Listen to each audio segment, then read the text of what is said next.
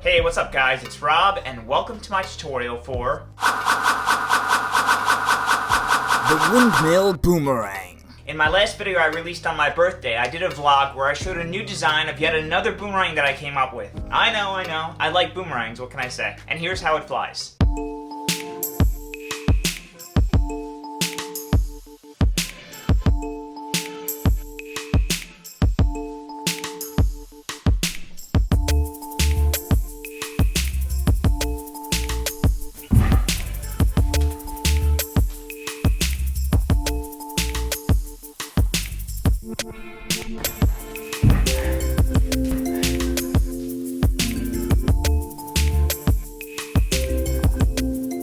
Thank you all so much for the birthday wishes and comments on the last video. I actually got a jet ski for my birthday that you can see on my Instagram, and I've been out a lot, which is why I got this tan. The boomerang is actually based off the windmill or pinwheel, just like the Ninja TriStar boomerang was, and today I'm going to show you how to make it. It's actually one of the simpler designs I've done for the boomerang, and it just requires one sheet of printer paper like this. I don't recommend you try origami paper because it's a little bit too thin and doesn't fly as well. I know boomerangs can be somewhat challenging to get working, so I'm going to do my best to go into detail and explain how to throw it at the end, so be sure to pay close attention. It flies really well, but I would recommend making more than one, that way you can test out different models because some will fly better than others, and also practice how to throw it and you'll be a pro in no time. If you do enjoy the video, be sure to give it a thumbs up down below and also click that subscribe and notification bell to stay notified. So once you have the paper, let's get to it. I'm going to first make the paper into a square by taking the upper right corner and the top edge and aligning it with the left side, just like this. Once the edges are lined up, then I can make a crease along the right side here.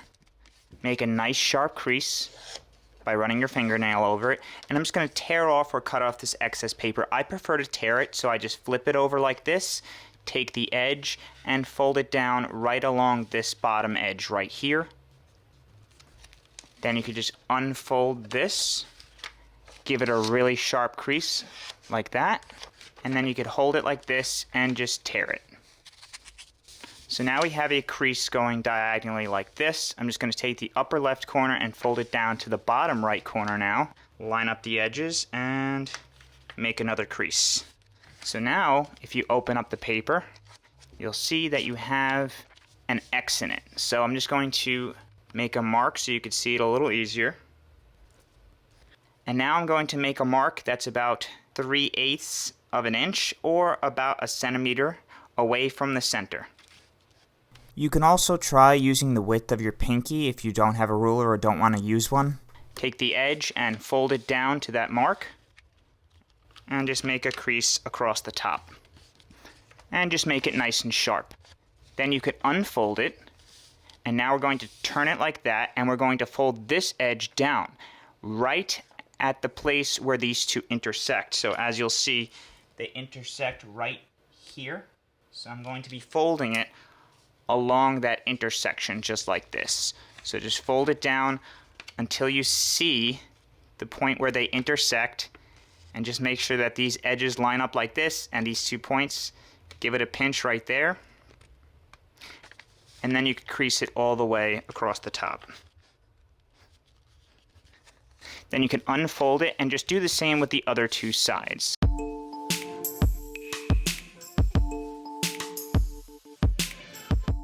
Then you can unfold it, and we're just going to pinch all of the corners like this. And we're going to press these 2 edges here all the way down to the center. So once they're all the way down to the center, then we could fold this whole edge straight down like that. So as you'll see, we made this new fold right here.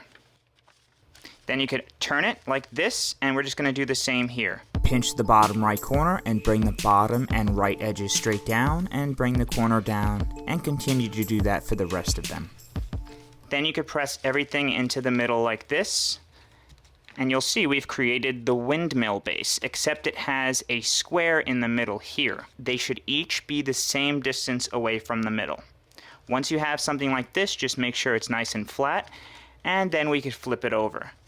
Now you'll see we have a center point here. I'm just going to mark. And we're going to take each of the edges here and fold it down to the center point. So let's take this one here. I'm just going to round it off a little bit like this and fold this edge down to that center mark. When I fold it down to the center mark, you'll see this other corner will come up, all right? But we're not going to fold it on the outside here.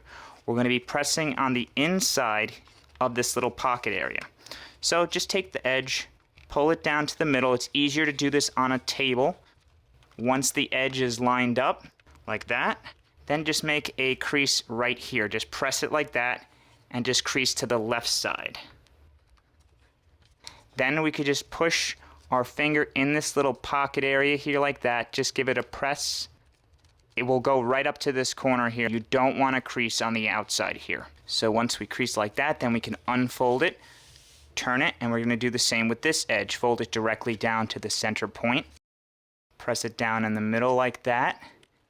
Press right here and crease all the way to the left. Give it a nice sharp crease and just press right in this little pocket area.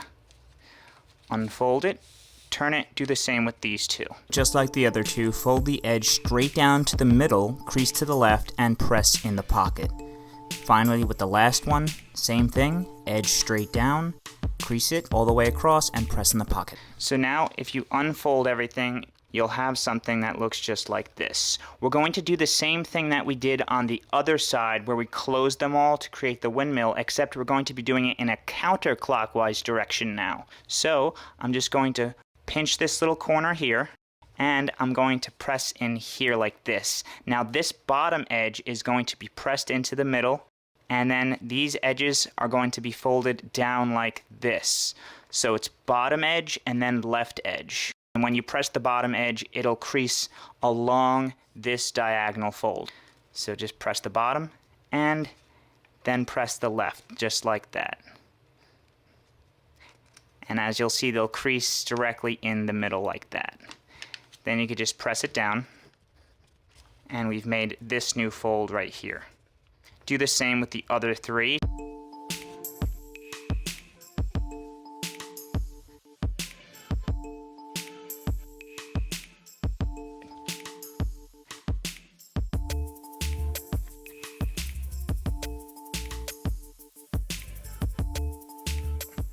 So it should look like this. Then we're just going to press all the edges into the middle like this, and as you'll see, they'll be closing in this direction. So just press everything into the middle like that, and they should all come together in the center.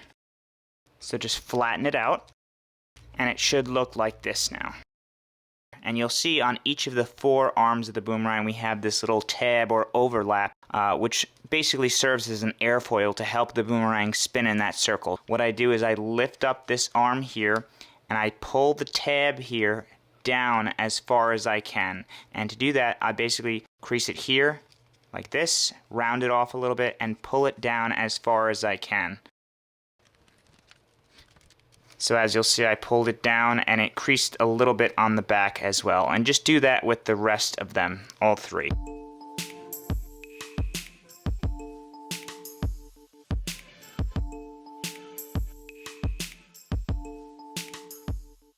And now what I'm going to do is just flip it over and once again flatten it out now with those flaps folded over. Once I've flattened it out really well, I'm just going to go over these little flaps here with my fingernail really sharp. And now we're ready to throw it.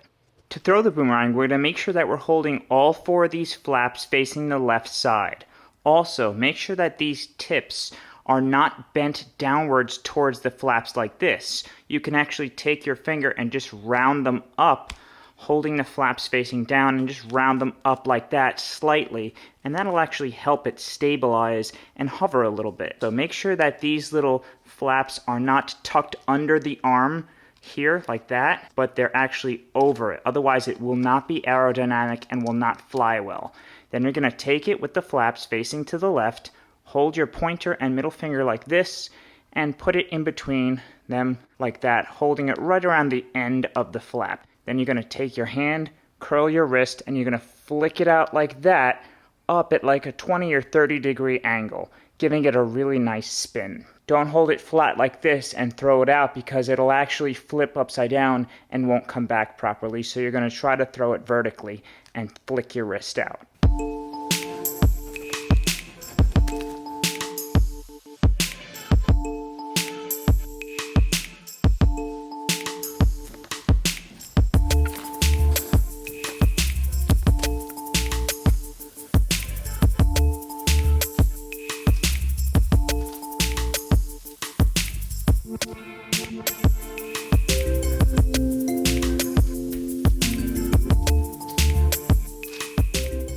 hope you guys enjoyed the video. If you did, don't forget to smash that like button down below and also hit that subscribe and notification bell to stay notified. Thanks to everyone for watching my other 2 boomerang videos. I'm glad you guys seem to like it and enjoy it as much as I did. And thanks to all my new subscribers. I think I now have over 583,000, so welcome to my channel. Be sure to practice your throw and also let me know what you thought of the video down below. And I'd love to hear what you'd like to see next. I hope you're all enjoying the summer, and I'll see you soon.